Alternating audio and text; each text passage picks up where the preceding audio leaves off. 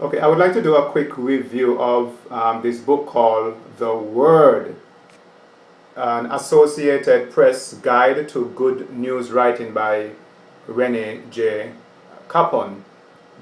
Now, if you have a background in journalism, then I'm sure that you'll be familiar with this book because it seems to be a staple book when it comes to journalism and how to edit news and how to write news as well too. But anyway, I've had many copywriting coaching students who had a journalism background, and they would often ask, do you think it's an easy transition going from journalism to copywriting? And it turns out, yes, people who have a background in journalism, they often do very well as copywriters. One, they are accustomed to the writing discipline, and secondly, it is not a very difficult transition because when you're writing news, you have to know how to keep the interest of the readers, and the same thing as you have to do in copywriting as well too. But I first ran into this title when I was reading an article online, and the author for that article, quoted from this book and mentioned that it was, one of the books that anyone who studied journalism would read. And I don't, simply because I'm a copywriter, I don't want to restrict myself just to reading books on copywriting. It's well to read books on writing in general, not just copywriting alone. And here there are a couple of things that don't really apply to the copywriter per se, but a quick look at the subjects for different chapters. The first one talks about language. The other one talks about news writing. Information is not enough. How to write a lead, and you also have a lead in a copy as well too, which is the beginning of the copy to pull the person to the copy.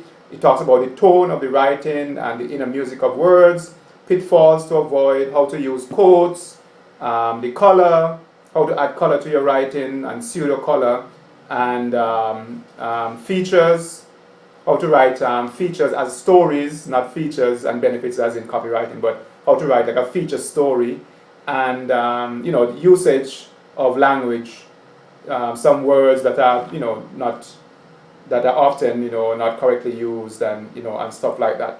Okay, but I found it was 140.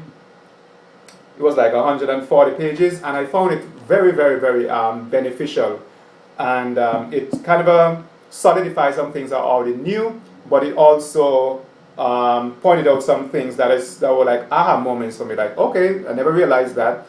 And if you're a copywriter, you need to know how to learn. You need to know how to write clearly, how to write succinctly, how to not only share information, but do so persuasively, and as clearly as possible. Holding the interest of the reader, holding the interest of the reader at the same time. Okay. Okay, let me just give you one, just some tidbits, some stuff that I went through and I highlighted and so forth. Let me just give you one or two tidbits that I highlighted here. Commenting on the tone, it said this tone is editorial, snide, and in essence prosecutorial, and paradoxically, it is usually much less effective than factual, even detached statement. If you have solid information logically marshaled, the reader will draw their own inferences without the aid of zingers. So basically, he's talking about really the difference about showing and telling. That's not the topic here, but that's the basis of the point. In other words, you don't have to say someone was tired by just simply describing, what the actions were. You can leave the reader to deduce that the person was tired. And you'll find in copywriting, when a reader makes a deduction from the information that you share, it is a lot more persuasive than if you try to actually tell the person that particular fact that you're trying to portray. Okay? So instead of saying that someone is broke, they didn't have any money, you can tell something about their life that the person can deduce that, well, this person is broke and they don't have any money. But the whole idea is that when a reader convinces him or herself about a fact based on what you are indicating, it is a lot more persuasive than if you try to tell the person, right up front. Okay, so what I convince myself about is always more powerful than what I can sense you are trying to convince me about. Okay, talking about using verbs, action words, verbs like move, schedule, expected, prepared, which so often crop up in secondary leads and anemic. See what the good choice of verbs does. Talk about the downfall of using adverbs, and said verbs are better to use than adverbs, and how to add color to your writing, and color simply to add color to your writing is a matter of giving detail. Look at this example. It's a nice example from a courtroom scene. He said, as the hearing droned on past midnight, half the audience had left, but the woman in the front row was still knitting away at her red sweater. In back, a middle-aged man had head down, was snoring gently. Councilman Smithers seemed to be counting the patches of peeling plasters on the walls, while Saunders rested his chin on the gavel. There was no further need of pounding. Okay, and so he adds and says, small details and a splash of real color in an unlikely setting. How many reporters would have gone to that trouble? Okay, so the question is, how many copywriters would have gone to that trouble?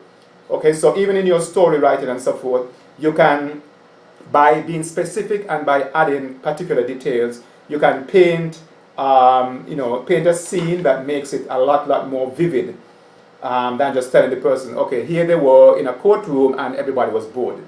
So he talks about being specific, adding hard particulars. That is what's going to draw columns and so forth. So I can't go through the entire book.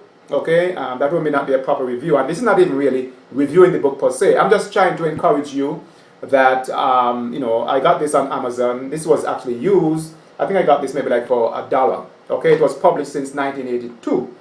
I think it was, and some of the advice that I've given may be a little dated in terms of he complains about some words that are overused, and so overused words kind of change as time goes by. But apart from that, very solid advice, and as I said, I picked up this for $1, and I would highly recommend this, for those persons who are serious about, taking their writing on another level. Okay, so that's The Word, an Associated Press Guide to Good News Writing by Rene J. Cappon. Okay, you can head over to Amazon and see if you can pick up one.